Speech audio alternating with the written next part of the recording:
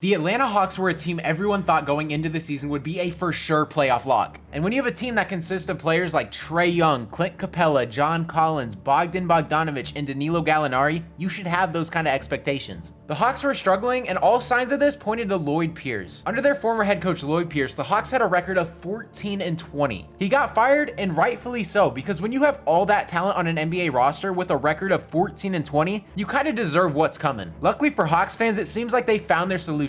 Pierce was fired right before the All-Star break, and ever since then, they have been on an absolute tear. The Atlanta Hawks hired Nate McMillan as their head coach for the rest of the season, and luckily for them, it seems to be the perfect hire. Since taking over, Nate McMillan has led this team to a 15-5 record as I'm recording this video. A complete turnaround from the 14-20 record since then. The Hawks currently sit at the 4th seed with a record of 29-25 with around 20 games remaining in the season. The East has been ridiculously close this season, and when I say ridiculously close, I mean that the number 9 seed is only 3 games behind the 4 seed as I'm recording this video. And yes, you did hear me correctly. The 9 seed is 3 games behind the 4 seed. The Eastern Conference is literally a dumpster fire. There's nothing new here. But the Hawks record doesn't really represent how good of a team they are due to their early season struggles. They're 7-3 in their last 10 games and show no signs of slowing down anytime soon. This team could potentially overtake the Bucks, who have been struggling recently, as they're 4-6 in their last 10. Now, don't be surprised if Atlanta does overtake the Bucks and finishes the number 3 seed. Now, I don't see any way the Hawks jump up to the 2 or the 1 seed with how good the Nets and the 76ers have been this year, and with how many games are left in the season, there's like almost no chance that even happens. The Hawks will most likely finish somewhere between the 3 to 5 seed range, but this team has potential to knock out some of the best teams in the East. The way they've been playing these past couple games, they honestly have a shot. And this season, their best player, Trae Young, has also been on a tear. He's been averaging 25.5 points, 4 rebounds, and 9.5 assists. He's literally almost averaging a double-double, and I feel like no one's talked about him as much as they should be.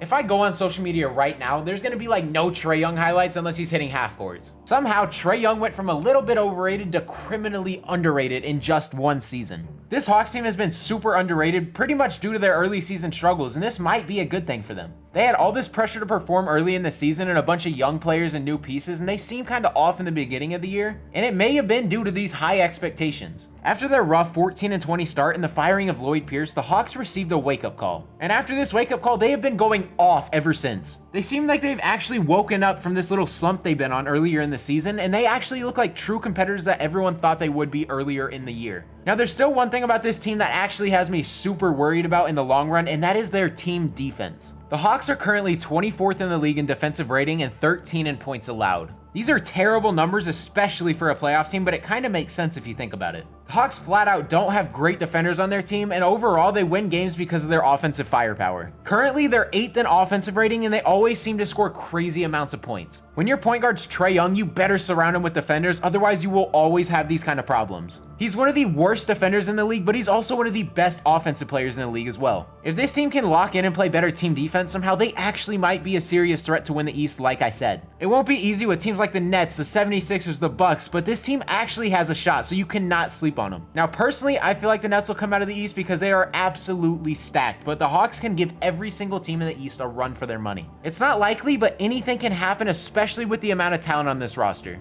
Now, I'm not going to sit here and act like the Hawks are the favorites to win the NBA championship, but guys, do not sleep on this team, because if they can somehow knock out the Brooklyn Nets, the playing field will literally be even, as there is no super teams in the East. You have really good teams like the Philadelphia 76ers and the Boston Celtics, but the Atlanta Hawks are also super good, so you cannot count them out. If the Hawks do some damage in the playoffs, I told you so. Now that's going to wrap up today's video. If you guys did enjoy, consider hitting that subscribe button. I post videos of me talking about the NFL, the NBA, and when 2K actually decides to put out a good game, I'll probably start posting some 2K content as well. Now, do you guys think the Atlanta Hawks are legit contenders? Go ahead and let me know down in the comment section below. Give me reasoning, not just one word yes or no answers. Let me know why or why not, in your opinion, you think that. I'll make sure to respond to every comment, so let me know what you guys think down below. Now that's all I got for today's video. Hopefully you guys did enjoy. It's been your boy Mythic.